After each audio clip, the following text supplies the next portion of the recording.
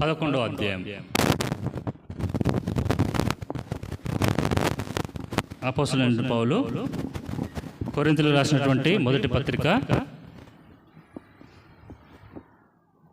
11వ అధ్యాయము 23 నుంచి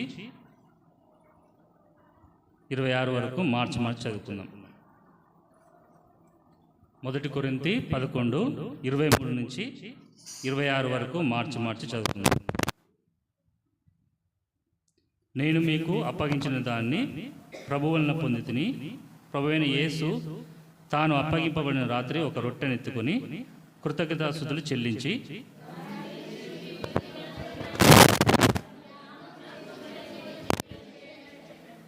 ఆ ప్రకారమే భోజనమైన పిమ్మట ఆయన పాత్రను ఎత్తుకొని, ఈ పాత్ర నా రక్తం వలన కొత్త నిబంధన, మీరు దీనిలోని త్రాగునప్పుడల్లా నన్ను జ్ఞాపకం చేసుకున్నట్టుకే దీన్ని చేయడం చెప్పాను.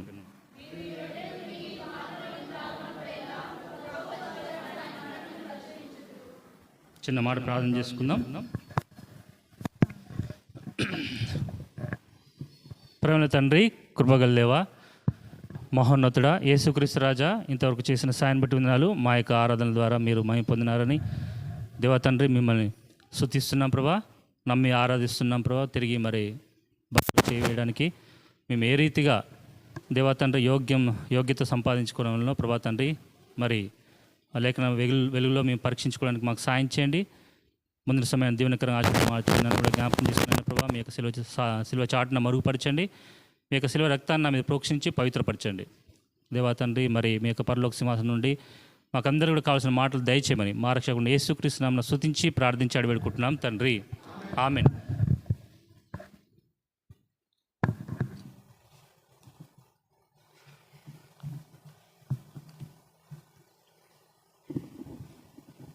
ఈ యొక్క 11వ అధ్యాయము ఇది బలులో మనము చేయవేయడానికి అతి ప్రాముఖ్యమైనటువంటి, అంటే సాధారణ మాటలు చెప్పాలంటే ఎవర్ గ్రీన్ అంటారు కదా,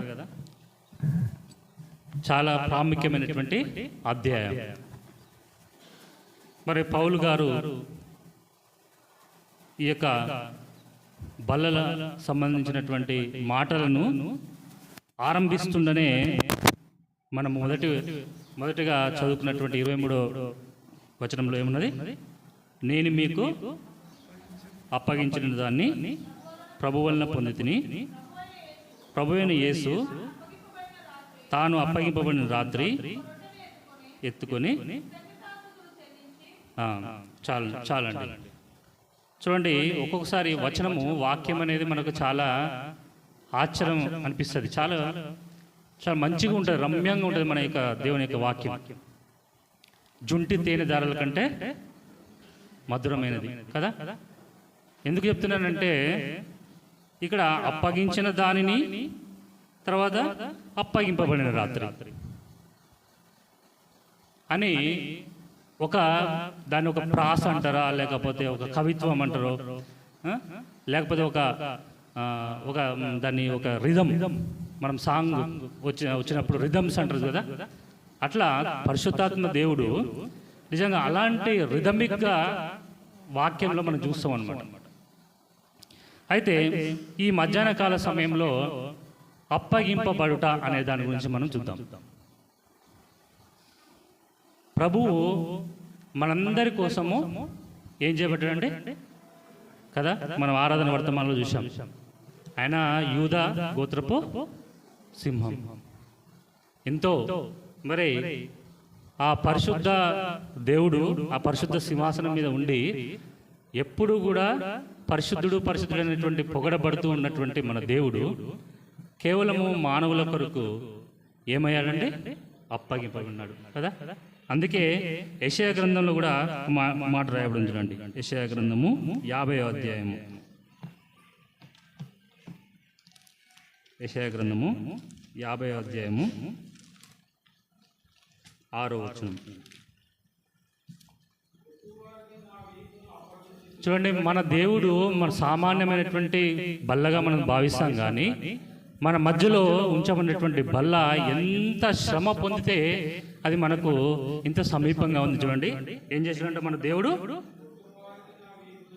చూడండి, అప్పగించేసినాడు. కొట్టేటోళ్ళకు అసలు వాళ్ళకి ఏం హక్కు ఉందండి మన ప్రభుని కొట్టడానికి?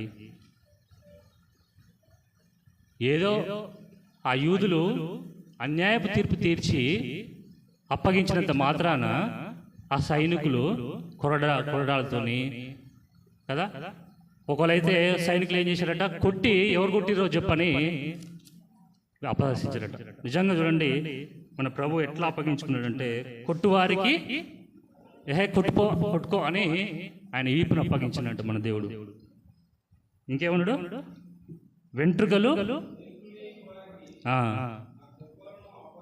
చూడండి, ఆయన ముఖాన్ని, ఆయన చెంపలని ఇక పీక్కో అన్నట్టుగా కదా. పాపం మన దేవుడు ఎంత అసలు ఈ వచనం అప్పగించబడడం అంటే నేను ధ్యానిస్తే అసలు అది ఎట్లా ప్రభువా ఎట్లా భరించినారు మీరు, దేవాది దేవుడే ఉండి, సృష్టికర్త అయిన దేవుడు ఉండి అసలు ఇంతగా తగ్గించుకొని ఒక తుచ్చమైనటువంటి మానవులకు ఎట్లా అప్పగించుకున్నారు ప్రభా మీరు కదా. తర్వాత ఉమ్ము వేయ వారికి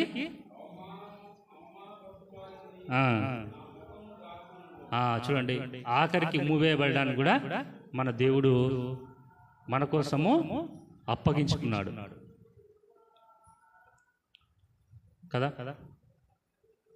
మరి ఇంకా ఎవరైనా మరి ప్రభు నీ కొరకే అప్పగించుకున్నాడు అని నమ్మక ఇంకా అట్లా ఉంటే ప్రేమ వాళ్ళారా, ఒకనాడు చనిపోయిన తర్వాత మన ఆత్మ అనేది మరి నరకంలో సాతానికి అప్పగించవలసి వస్తుంది. అయితే ఇంకా ఎవరైనా రక్షణ పొందకుండా అలాగే నిర్లక్ష్యంగా ఉంటూ మరి తమ యొక్క జీవితాన్ని కొనసాగిస్తే ఈ మధ్యాహ్న కాల సమయంలో ప్రభువైనటువంటి యేసుక్రీస్తు వారి నామంలో అతి వినయంగా బతిమాలుకుంటున్నాం ఏంటంటే, రక్షణ పొందండి, నేడే రక్షణ దినం, ఇదే అనుకూలమైనటువంటి సమయం. ఆయన మనందరి కోసము అప్పగించుకున్నాడు, సమస్తాన్ని కూడా ఆయన శరీరాన్ని అప్పగించుకున్నాడు కదా. ముళ్ళ కిరీటానికి తలని కదా, మరి మేకులకేమో చేతులని, కాళ్ళని, కొరడా దెబ్బలకు శరీరాన్ని, మనందరి యొక్క పాప క్షమాపణ కొరకు, పాప శుద్ధి కొరకు తన రక్తాన్ని, మనకు జీవాన్ని ఇవ్వడానికి కోసము ఆయన ప్రాణాన్ని మొత్తం కూడా అప్పగించుకున్నాడు. అప్పగించుకొని మరి బహుశా ఇదంతా పౌలు గారు ధ్యానించి ఆయన అన్నాడేమో, ఆయన అప్పగింపబడినటువంటి రాత్రి అని కదా. ఆ విధంగా మనకు ఆ రొట్టె ద్రాక్షరసం అనేది మనకు ఆయన శరీరానికి, ఆయన రక్తానికి సాదృశ్యంగా ఉంచబడింది. అయితే ప్రేమ వాళ్ళారా, ప్రభు అంతగా ఆయన అప్పగించుకుంటే మరి మనం కూడా అప్పగించుకోవాలి. ఏమేమి అప్పగించుకోవాలని లేఖన భాగంలో చూసుకొని మరి ప్రభు అయితే అంతగా అప్పగించుకున్నాడు, సమస్తాన్ని కూడా మన కొరకు అప్పగించుకున్నాడు. ప్రేమ వాళ్ళారా, 4 సువార్తలలో ఈ అప్పగించుకున్నట అనేటువంటి మాట అనేది దాదాపు 50 సార్లు రాయబడింది. అంటే ఎంతగా పరిశుద్ధాత్మ దేవుడు ఎంత ప్రాముఖ్యత ఉంటే 50 సార్లు రాసి పెడతాడు అప్పగించుకున్నట. ఎట్టి సందర్భాలు అంటే ఆయన అప్పగింపున్న రాత్రి కానీ, లేకపోతే ఇస్కరియోతు యూదా అప్పగించబోతున్నాడు అని పలు సందర్భాల్లో 4 సువార్తలు దాదాపు 50 సార్లు రాసి పెట్టింది అనమాట కదా. అంతటి మరి ప్రాముఖ్యమైనటువంటి ఆ అప్పగించుకున్నటువంటి ప్రభు మన కోసం అప్పగించుకున్నాడు కదా. మరి మనం కూడా కొన్ని అప్పగించుకోవాలి దేవుని యొక్క వాక్య వెలుగులో. చూద్దాం. మొదటిగా చూడండి, మరి దానియేలు గ్రంథము 10వ అధ్యాయము, దానియేలు గ్రంథము 10వ అధ్యాయము 12. అప్పుడు అతడు, దానియేలు భయపడకుము. చూడండి, ఇక్కడ మొట్టమొదటిగా మనము అప్పగించుకోవలసిన ఏంటి అంటే, మొట్టమొదటి ఏంటిది? మనస్సు కదా. మనస్సును మనము మామూలు లోకంలో ఏం చెప్తామంటే, అన్నిటికన్నా వేగమైనది ఏంటి అంటే మన మనస్సు కదా. ఎందుకంటే మనం ఇక్కడే ఉంటాం, మన మనస్సు అవసరమైతే అమెరికాలో కూడా తిరుగుతుంటుంది. చాలా చంచలమైనది అనమాట. చాలా మరి స్థిరంగా లేనిది మన మనసు. అయితే అలాంటి మనసును ప్రభు ఈ మధ్యాహ్న కాల సమయంలో ఏమంటున్నాడంటే ఆయనకు అప్పగించాలి. అసలు మనం రక్షణ పొందడానికి ఫస్ట్ మెట్టు ఏంది? మారు మనసు కదా. మనసును మనం మార్చుకుంటేనే అప్పుడు రక్షణ అనేటువంటి ఆ యొక్క ఫస్ట్ మెట్టును మనం ఎక్కుతాం. అయితే ఇంకా చూడండి, మన ప్రభువును ప్రేమించాలంటే కూడా ఏ విధంగా ప్రేమించాలని ప్రభు చెప్తాడు. మత్తయి సువార్త 22వ అధ్యాయంలో ఉంటుంది కదా, నీ దేవుడని నీ ప్రభుని పూర్ణ మనస్సుతోని ఎట్లా ప్రేమించాలి? ఆయన సేవించేది కూడా ఎట్లా సేవించాలి? పూర్ణ కదా. చూడండి, మత్తయి సువార్త 22వ అధ్యాయము 37వ వచనం. అందుకు ఆయన ఎట్లా ఎట్లా ఎట్లా చేయాలంట? పూర్ణ హృదయంతోను పూర్ణ చూడండి, మనం అనేక సార్లు సగం సగం మనసుతోనే ఆరాధిస్తుంటాము, సగం మనసుతోనే మనము ప్రభువుని ప్రేమిస్తుంటాం. ఆ సగం మనసు అనేది ఇంకా ఎవరికో, ఏదైనా వస్తువుకో, లేకపోతే ఏదైనా మన పనికో కదా, మన యొక్క జీవితానికి కదా, మన యొక్క లోక సంబంధమైనటువంటి వాటికి. అందుకనే ఒక మాట అంటే చూడండి, మీరు క్రీస్తుతో కూడా లేపబడిన వారినైతే పైన వాటినే చూడండి. కొలెస్సీలకు రాసినటువంటి పత్రిక 3వ అధ్యాయము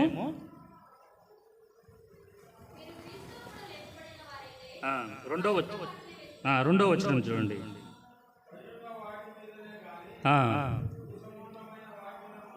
చూడండి, మన మనసు ఎట్లుంటుందంటే చాలాసార్లు భూ సంబంధమైనటువంటి వాటి మీదనే పెట్టుకుంటాం, ఈ లోక సంబంధమైనటువంటి వాటి మీదనే పెట్టుకుంటాం. సగం సగం మనసు మాత్రమే పెట్టుకుంటాం. ఇంకా ఈ మనసులో ఇంకా కొన్ని వస్తాయంట. మార్క్స్ వార్త 11వ అధ్యాయంలో ఉంటుంది చూడండి. మార్క్స్ వార్త 11వ అధ్యాయంలో కూడా ప్రార్థన గురించినటువంటి విషయంలో మాట్లాడుతూ చూడండి. 11వ అధ్యాయము 23.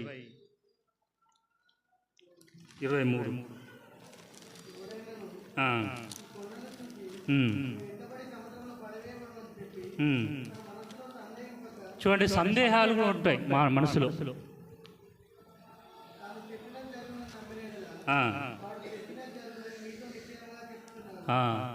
ఇంకా లూకాసు వార్త 24వ అధ్యాయంలో ఉంటుందంటే, లేఖనములు గ్రహించినట్లుగా మన మనసు తెరిచెను అని ఉంటుంది.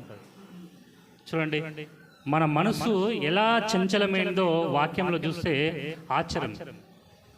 సందేహాలు వస్తుంటాయి, సగమే ఉంటుంది. భూలోక సంబంధమైనటువంటి వాటి మీద మనసు పెట్టుకుంటుంటాం కదా. మరి విశ్వాసంలో కూడా పడిపోతుంటాం మనం. అనేకమైనటువంటి ఆలోచనలు, స్థిరమైనటువంటి మనసు అనేది మనకు ప్రభు మీద నిలపలేము.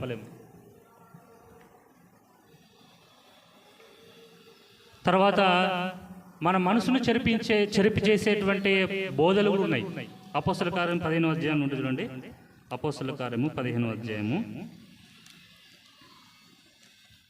24వ వచనం.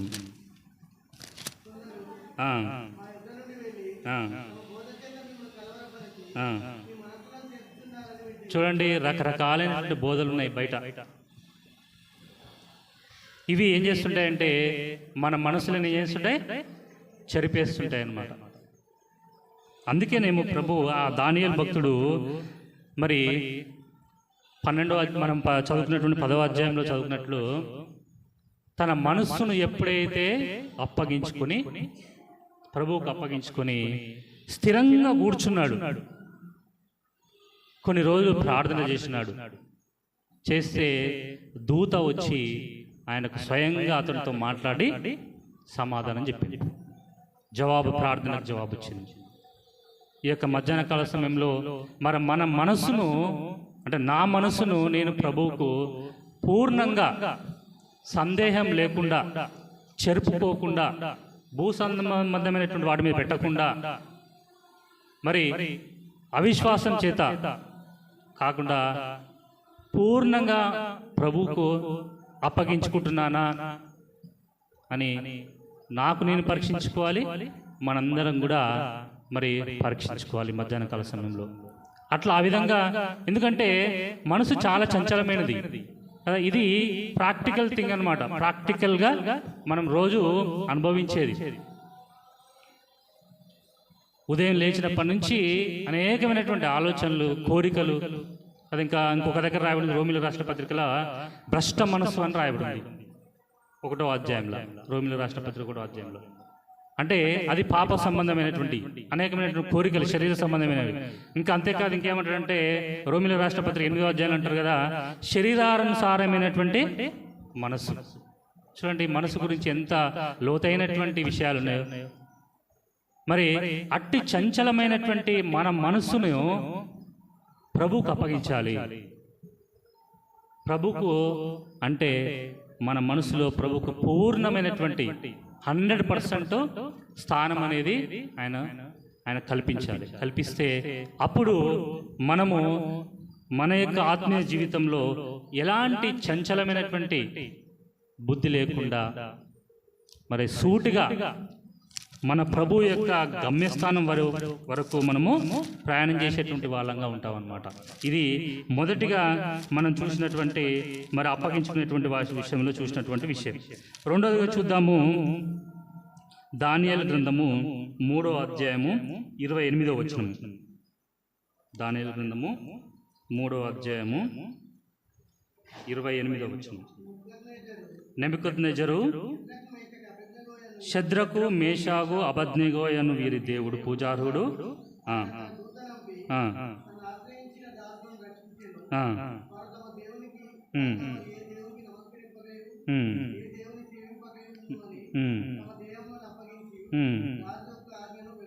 చూడండి ఇక్కడ రెండోదిగా మన క్రైస్తవ జీవితంలో మన యొక్క ఆత్మీయ జీవితం సాఫీగా జరగాలంటే మొదటిగా మన మనసును అప్పగించాలి ప్రభువుకు.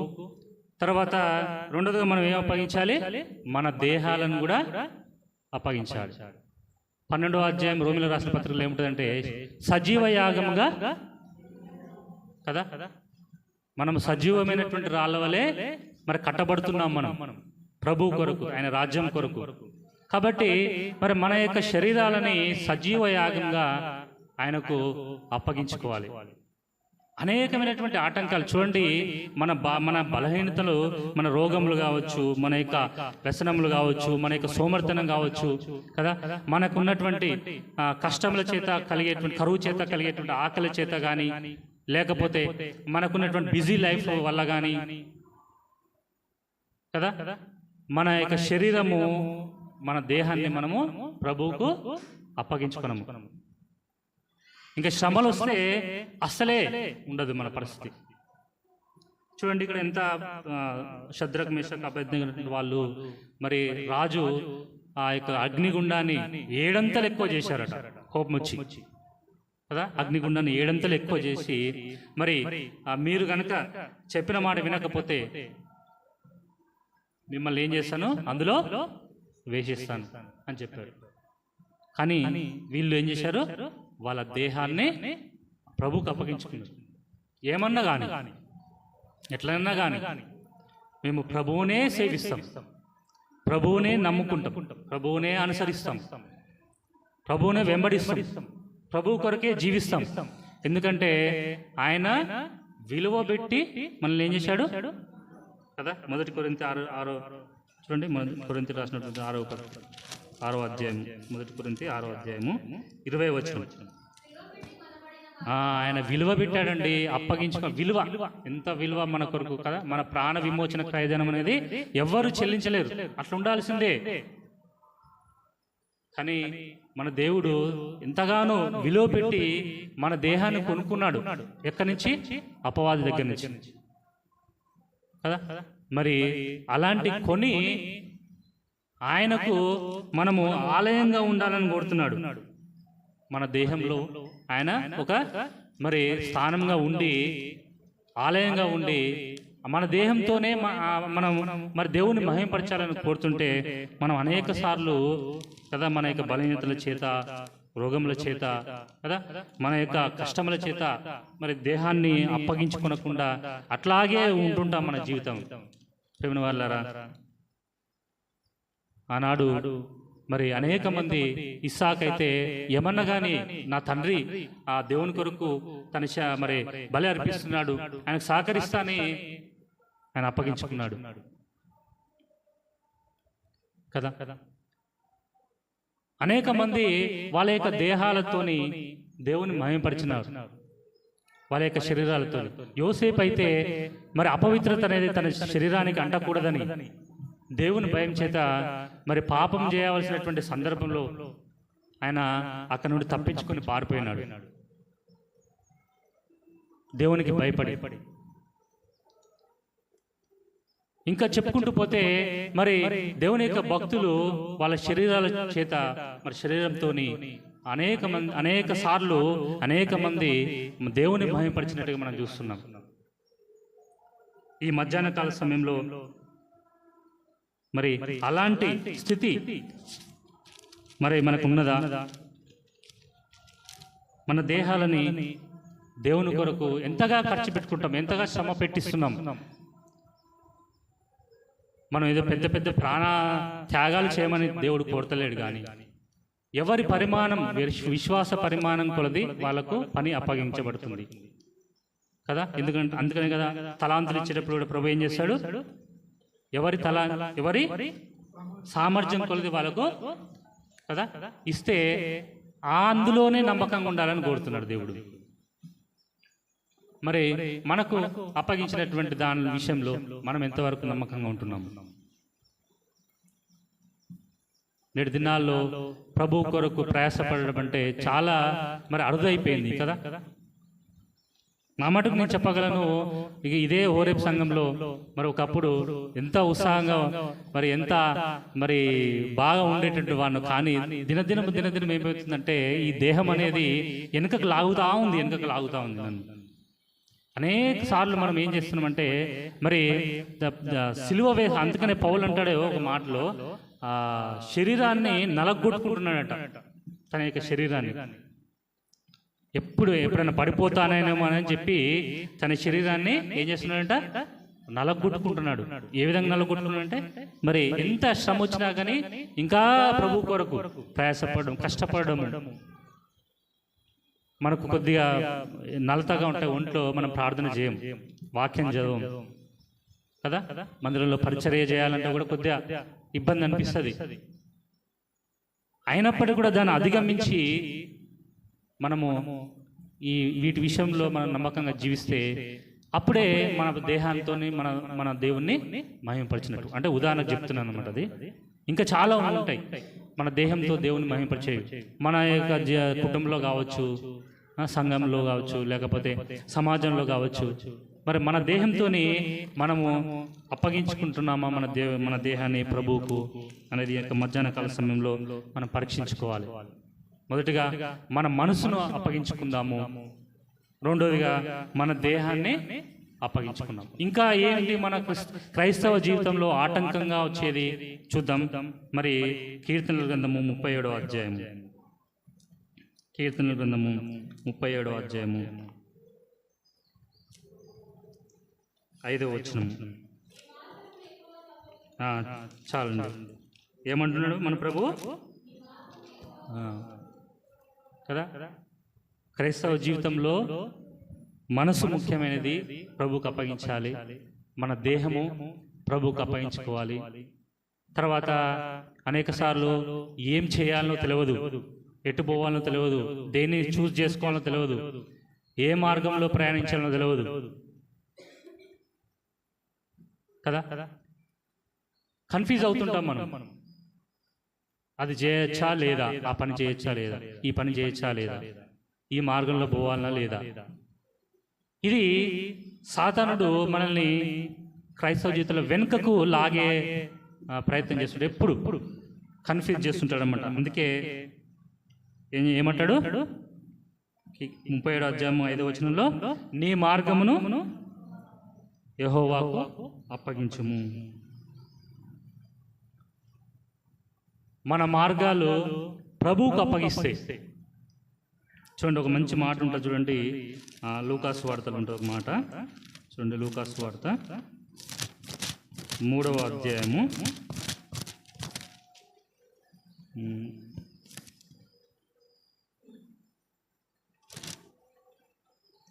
3వ అధ్యాయము 3వ వచనం.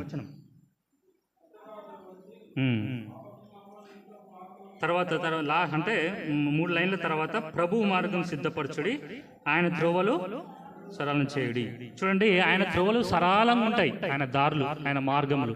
మన మార్గాలు ఎట్లుంటాయంటే చూడండి, తర్వాత వచ్చిన చూడండి, ప్రతి పల్లము పూడ్చబడును. చూద్దాం కొద్దిసేపు దీని గురించి ధ్యానం చేద్దాం. మన మార్గాలు ఎట్లుంటాయంటే అన్ని పల్లాలే. సాతానుడు ఎప్పుడు మనల్ని పడగొడుతుంటుంటాడు నిరుత్సాహంతో. నీకు ఏది చేత కాదు, నీకు ఏది రాదు, నీకు దేవుని వెంబడించని రాదు, నువ్వు అసలు రక్షణ పొంది వేస్ట్. మన ప్రభువు మనల్ని మరి రక్షణ పొందాలనే ఆయన ఆది నుండి ఏర్పరచుకుని అనేటువంటి వాక్యం ఉంటే, సాతానుడు ఏం చేస్తాడంటే మనల్ని ఇక కొద్ది చిన్న విషయాల్లో పడిపోతే వెంటనే ఏం చేస్తాడంటే ఇక మనల్ని నిరుత్సాహపరుస్తాడు అనమాట. ఇది పల్లమైనటువంటి మార్గం. ప్రతి పల్లం కూడా ఏమైందంట, మన పల్లపు మార్గాన్ని మన దేవునికి అప్పగిస్తే ఆయన ఏం చేస్తాడంటే మంచిగా దాన్ని లెవెల్ చేస్తాడట. తర్వాత ఇంకా చూడండి, ప్రతి కొండ మెట్ట పల్లం చేయబడి. ఒక్కోసారి ఎక్కలేనటువంటి అంటే సాధించలేనటువంటి టార్గెట్స్ ఉంటాయి మనకు ఆత్మీయ జీవితంలో. ఈ వారము ఈ విధంగా చేయాలి అనుకుంటాం, కానీ ప్రభు కొరకు చేయాలనుకుంటాం కానీ చేయలేం. ఎందుకంటే అది చాలా ఎత్తైనది, మన శక్తి చాలదు, మనకు బలం చాలదు. అయితే అలాంటి కొండ మార్గాన్ని, మెట్ట మార్గాన్ని మన ప్రభువుకు అప్పగిస్తే ఏం చేస్తాడంటే ఆయన దాన్ని మంచిగా లెవెల్గా చేస్తాడు, స్మూత్గా కదా. ఎరుకో గోడలు చాలా పెద్దవి, ఎక్కలేనటువంటి ఎరుకో గోడలు, కానీ ప్రభు ఏం చేశాడు, వాటిని ఎక్కిపోయేటట్టుగా చేసిండు, మంచిగా ఈజీగా ఎక్కిపోయేటట్టు చేసిండు. ఎట్లా అంటే మరి ఆ యొక్క ఎరుకో గోడల చుట్టూ 7 రోజులు మరి ఆరాధన చేస్తే, మళ్ళీ 7వ రోజు 7 సార్లు ఆరాధన చేస్తే ఏం జరిగింది, గోడలు దెబ్బకే స్మాష్ కదా. అంటే మన మార్గాలు అట్లుంటాయి. మనం కొండలను చూసి మరి మనం భయపడుతుంటాం, అయ్యో నేను సాధించలేను అనుకుంటాం. కానీ ఏం చేస్తాడంటే మన దేవుడు అలాంటి మార్గాన్ని పల్లం చేస్తాడు. తర్వాత వంకర మార్గములు, ఒక్కోసారి మనం తప్పుదారిలో పోతుంటాం కదా, మన మార్గం వంకర ఉంటాయి, వంకర టింకర్ ఉంటాయి. కానీ ఏం చేస్తాడు మన దేవుడు, దాన్ని ఎప్పటికప్పుడు సరిచేసి మనకు బుద్ధి చెప్పి కదా దాన్ని చక్కగా చేస్తాడు, తిన్ననిగా చేస్తాడు మన దేవుడు. తర్వాత కరుకు మార్గములు నడవాలంటే చాలా కష్టమైనటువంటి కరుకు మార్గం. మనకు అప్పుడప్పుడు అలాంటి అనుభవం ఉంటుంది, కరుకు మార్గం లాంటి అనుభవం. కానీ అలాంటి వాటి మీద కూడా మన దేవుడు ఏం చేస్తాడంటే నున్నగా చేస్తాడు. చూడండి మన మార్గాల్ని, అందుకనే మన మార్గంలో ఆకాశానికి దేవుని యొక్క మార్గంలో ఎట్లుంటాయంటే, మన మార్గాలు దేవుని మార్గాలు అంటే ఆకాశానికి భూమికి ఉన్నంత. యెషయా గ్రంథం 35వ అధ్యాయం ఉంటుంది చూడండి, యెషయా గ్రంథము 35వ అధ్యాయము 9వ వచనం. 55 అనుకుంటా చూడండి, 55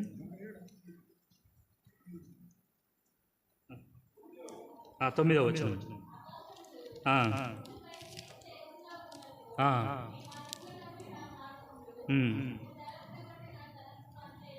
చూడండి మన మార్గాలు ఓన్లీ భూలోకం భూమి మీదే ఎట్లా ఉన్నాయో, కానీ ఆయన యొక్క మార్గాలు ఆకాశమైనటువంటి మార్గాలు కదా. మనకు అంత చిక్కవు. మనం అనుకుంటాం కదా ఏంది ఇలాంటి మార్గంలో వెళ్ళవలసి వస్తుందని. యోసేపు ఊహించలేదు ఎప్పుడు కూడా.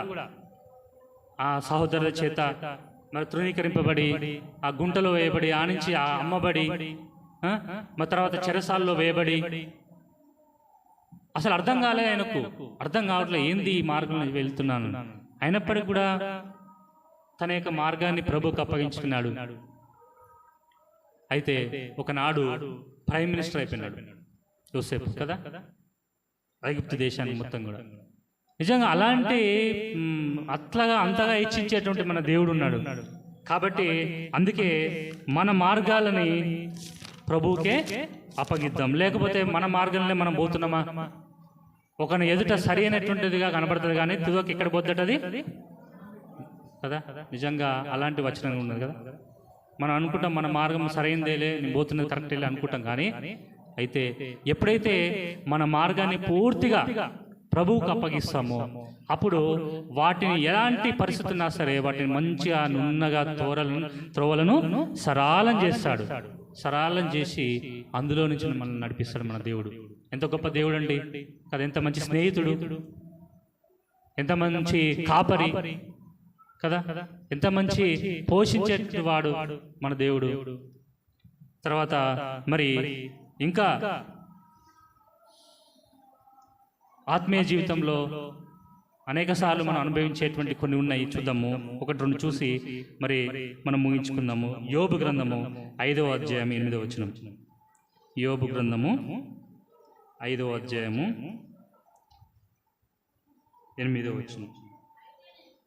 అయితే నేను చూడండి, క్రైస్తవ జీవితంలో అనేక సార్లు మనకు వ్యాజ్యాలు వస్తుంటాయి. వ్యాజ్యాలు అంటే గొడవలు. దేవుణ్ణి నమ్ముకున్నారని మనల్ని కావాలని ఇరికిస్తుంటారు గొడవలలో, కావాలని మనల్ని నిందిస్తుంటారు, కావాలని రెచ్చగొడుతుంటారు. సొంత వాళ్ళే చేస్తారు ఒక్కొక్కసారి, సొంత వాళ్ళే కదా. మరి మనం పనిచేసే స్థలాల్లో కావచ్చు, సొసైటీలో ఇరుగు పొరుగు వారు కావచ్చు, వీళ్ళు ఏమన్నారులే, వీళ్ళు సాధు జంతువులు, గొర్రెల్లా అంటే స్వభావంగా వాళ్ళు, వీళ్ళని ఏమన్నా కానీ ఏమన్నారు అని మరి లేనిపోని గొడవలు, వ్యాజ్యాలు అన్నీ తీసుకొచ్చి పెడుతుంటారు. కానీ అయితే ప్రభు ఏమంటాడు, యోబు ఏమంటాడు, వ్యాజ్యాన్ని ఎవరికి అప్పగించాలి? మన ప్రభువుకే అప్పగించాలి. మన వ్యాజ్యాలు, మన జీవితంలో మనకు వచ్చేటువంటి వ్యాజ్యాలన్నీ కూడా మన ప్రభువుకే అప్పగించాలి. ఆయనే చూసుకుంటాడు. పగ తీర్చుట నా పని అన్నాడు కదా. కీర్తన గ్రంథం 136వ అధ్యాయము, కీర్తన గ్రంథము 136:15.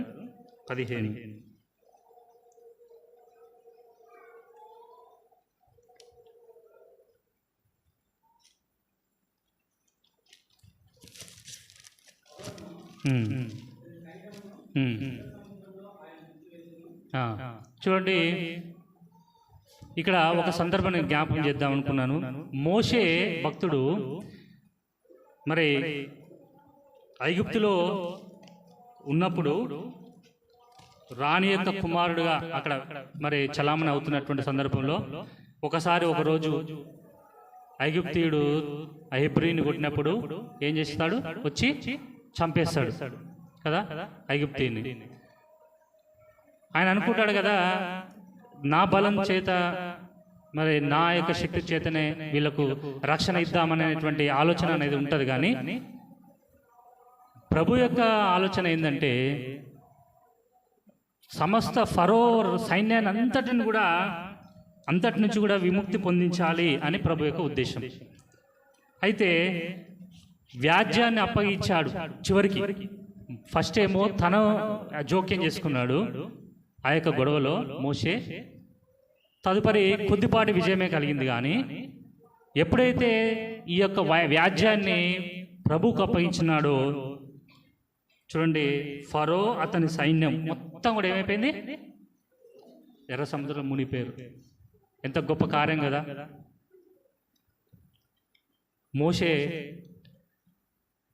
మరి ఆయన చేసినటువంటి ఆ యొక్క ట్రైనింగ్ అనొచ్చు చెప్పాలంటే, ప్రభు ఆయనకి ఇచ్చినటువంటి ట్రైనింగ్, ఆ గొర్రెలు కాసి అక్కడ వేరే దేశంలో ఉండి, మిద్యాను దేశంలో ఉండి అక్కడ ట్రైనింగ్ తీసుకొని తిరిగి వచ్చి ఆఖరికి ఎలాంటి స్థాయికి వచ్చేసాడంటే మరి ఆ వ్యాజ్యం అంతా కూడా ప్రభువుకు అప్పగించడం ద్వారా ఆ గొడవ అంతా కూడా మరి మొత్తాన్ని కూడా దేవుడు ముంచేశాడు. ఫరోను కూడా ఫరో యొక్క స్ఫూర్తి సైన్యాన్ని కూడా అందులో ముంచేశాడు. ఎంతటి విజయాన్ని ఇచ్చాడు కదా. మనము మన వ్యాజ్యాన్ని మనమే తీర్చుకోవాలనుకుంటే కొద్దిపాటి విజయం కలుగుతుంది. కానీ ఎప్పుడైతే మన వ్యాజ్యాలను, మన గొడవలను, మన యొక్క అసమాధానాన్ని, మనకు వచ్చేటువంటి పరిస్థితులన్నిటిని కూడా మనం ఎప్పుడైతే ప్రభువుకు అప్పగిస్తామో దేవుడు సంపూర్తిగా విజయం ఇచ్చేటువంటి వాడుగా ఉన్నాడు కదా. సంపూర్తిగా విజయాన్ని ఇచ్చేటువంటి వాడుగా ఉన్నాడు అనమాట. కాబట్టి ఈ మధ్యాహ్న కాల సమయంలో మన వ్యాజ్యాలను మనమే ఉంచుకుంటున్నామా, లేక ప్రభువుకు సాల్వ్ చేయాలి? ప్రభువా నువ్వే ఆయన దగ్గర పెట్టాలి. ఆయన దగ్గర మన యొక్క వ్యాజ్యాన్ని మొత్తం కూడా ఆయన దగ్గర పెట్టాలి. మన గొడవలన్నీ, మనకు వచ్చే ఆ యొక్క శత్రువు చేసేటువంటి ఆ పన్నాగలన్నింటినీ కూడా ఆయన సన్నిధిలో పెట్టి మనం ప్రార్థన చేసినప్పుడు దేవుడు ఖచ్చితంగా విజయాన్ని ఇచ్చేటువంటి వాడుగా ఉంటాడు. ఆయన మీద పూర్తిగా ఆధారపడాలి. మనము మధ్యలో జోక్యం చేసుకోవద్దు. అది మరి మన క్రైస్తవ జీవితంలో అవసరం. అనేక సార్లు మరి మనమే యాక్షన్ తీసుకుంటుంటాం. ముందు ప్రభు మరి పని చేయకముందే మనమే సమాధానాన్ని సంపాదించుకోవాలని, మనమే పరిష్కారం చేసుకోవాలని అనుకుంటాం. కానీ అయితే ఈ మధ్యాహ్న కాల సమయంలో మన వ్యాజ్యాలన్నీ కూడా మన ప్రభువుకు అప్పగించాలని ప్రభు పేరిట గుర్తు చేస్తున్నాం. తర్వాత చివరిగా మరి మన మనసును అప్పగించుకుంటున్నామా, దేహాన్ని, అది ఇవన్నీ ప్రాక్టికల్ థింగ్స్. మనకు ఆత్మీయ జీవితానికి కావాల్సినటువంటి ప్రాక్టికల్ థింగ్స్ కదా. మన మనసును అప్పగించుకోవాలి, మన శరీరాన్ని అప్పగించుకోవాలి, మన మార్గాలను ఆయనకు అప్పగించుకోవాలి, తర్వాత మన వ్యాజ్యాలను ఆయనకు అప్పగించుకోవాలి. చివరిగా ఈ భూమి మీద ఎన్ని సంవత్సరాలు ఉన్నా కానీ ఒకటి మాత్రము చివరిగా చేయాలి. చూడండి, అదొకటి చూసుకొని మనము దేవుని యొక్క బలిలో చేయిద్దాం. 1 పేతురు 4వ అధ్యాయము. 1 పేతురు 4వ అధ్యాయము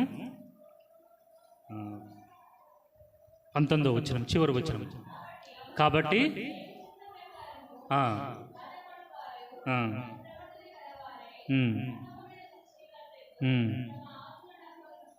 చూడండి, మరి సత్ప్రవర్తన కలిగినటువంటి వాళ్ళై నమ్మకమైనటువంటి సృష్టికర్తకు చివరిగా ఎట్లా ఏం చేయాలంట? మన ఆత్మలని అప్పగించాలి. మన ప్రభువు కూడా చివరికి మరి సమాప్తమైనదని చెప్పేసి కదా ఆయన యొక్క ఆత్మని తండ్రికి ఆయన చేయాల్సినటువంటి పని అంతా పూర్తి చేసుకున్నాడు. మొత్తం సమాప్తమైనది. శిలువ సంబంధించినటువంటి కార్యమంతా కూడా ఆయన పూర్తి చేసుకొని తండ్రి అయినటువంటి దేవునికి తన ఆత్మను అప్పగించుకున్నాడు. అట్లా మనం కూడా పరిశుద్ధంగా జీవించి కదా మన యొక్క జీవితాన్ని మరి పరిశుద్ధంగా జీవించి దాని కొరకు ఒక దగ్గర ఒక మాట చూడండి. 2 కొరింథీయులకు రాసిన పత్రిక 7వ అధ్యాయం 1వ వచనంలో, 2 కొరింథీ, దాని కొరకు ఏమి మనం చేతపట్టి మనము మన ఆత్మలను దేవునికి అప్పగించమంటుండో చూడండి.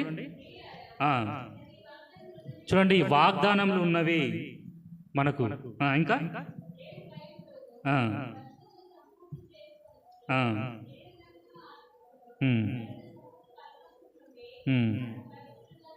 చూడండి, దేవుడు మనకు వాగ్దానాలను ఇచ్చినాడు.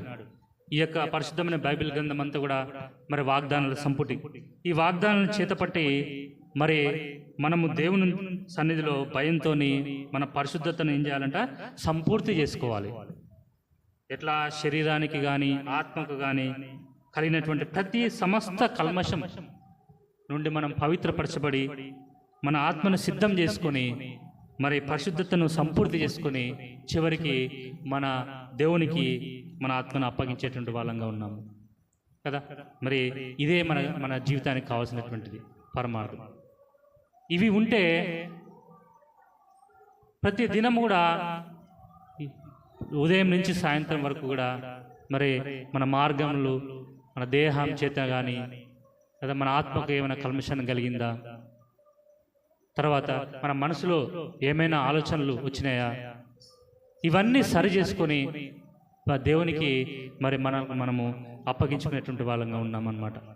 అందుకే ఆ అపోస్తలుడైన పౌలు అప్పగించబడినటువంటి రాత్రి అని రాయబడి ఉన్నాడు. కాబట్టి మరి ఆయన ప్రభు మన కొరకు అప్పగించుకున్నాడు. కాబట్టి మనం కూడా ప్రతిగా ఆయనకు మన వంతు మనము ఆయనకు ఈ వీటి ద్వారా అప్పగిస్తే దేవునికి మహిమ కలుగుతుంది. తద్వారా పరిశుద్ధతతోని ఆ బలలో చేయి వేస్తే దేవుడు కూడా సంతోషిస్తాడు. ఈ యొక్క మాటలను దేవుడు మన కొరకు దీవించి ఆశీర్వదించును. సరే అండి, ప్రార్థన చేద్దాం. సహోదరుడు చేయండి ప్రార్థన. నేను చేయి ఆయన కార్డ్లెస్ ప్రార్థన.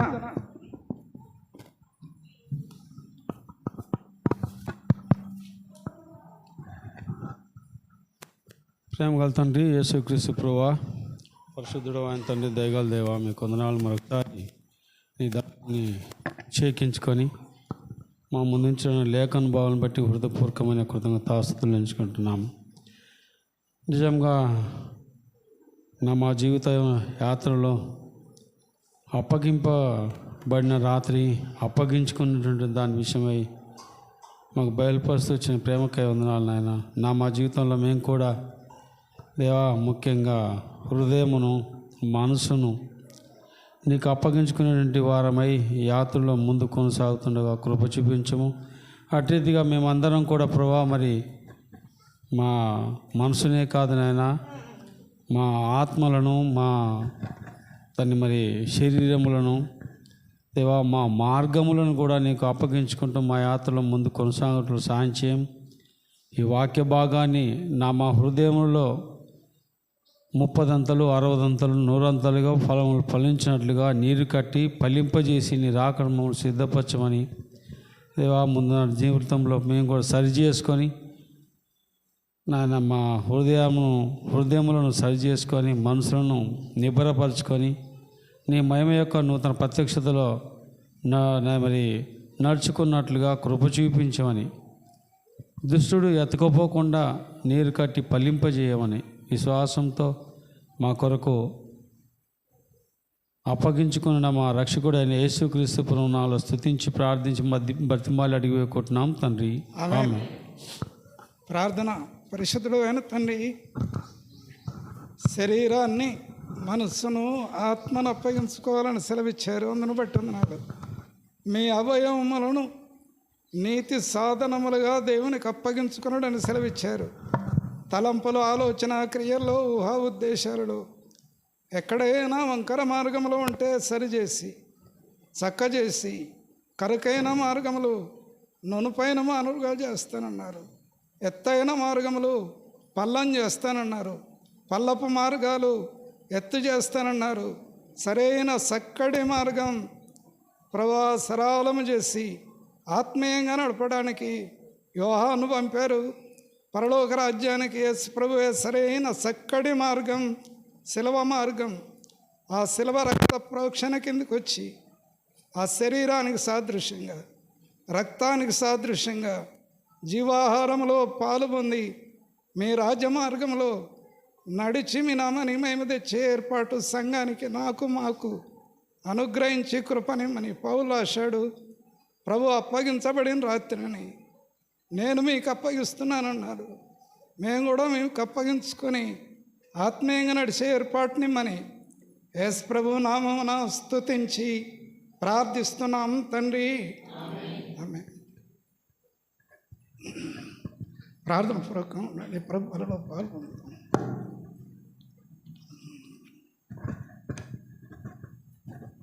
రండి వాళ్ళ దగ్గర సహోదరు.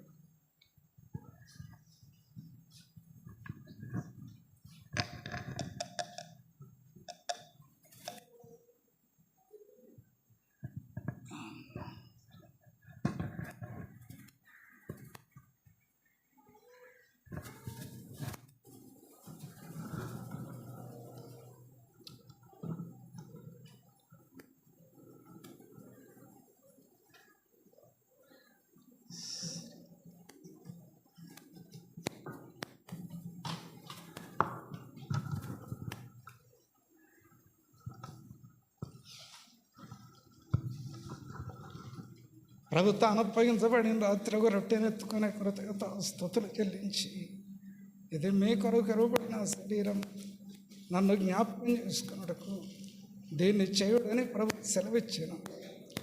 పరిశుద్ధుడు అయిన తండ్రి, మీ శరీరానికి సాదృశ్యంగా రొట్టెనిచ్చారు. అందులో పాలు పొంది మీ నామానికి మహిమ తెచ్చే ఏర్పాటునిమ్మని యేసు ప్రభు నామమున స్తుతించి ప్రార్థిస్తున్నాం తండ్రి.